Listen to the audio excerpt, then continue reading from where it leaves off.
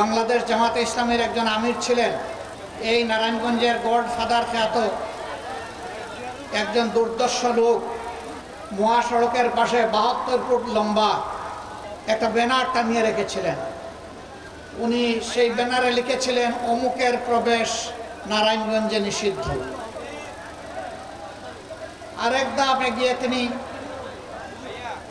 জেলা প্রশাসক এবং জেলার পুলিশ সুপারের উপস্থিতিতে একটা সভায় বলে রেখেছিলেন, ডিসিএসপি সাহেব, আমার নামে খুনের একটি অগ্রিম মামলা দায়ের করে রাখেন। আমি অধ্যাপক গোলাম আজমকে খুন করতে চাই।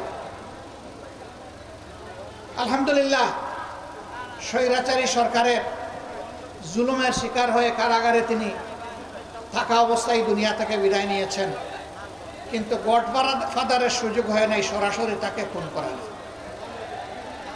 এই অধ্যাপক গোলাম আজম সাহেবকেই তিনি নিষিদ্ধ ঘোষণা করেছিলেন নারায়ণগঞ্জের মাটিতে।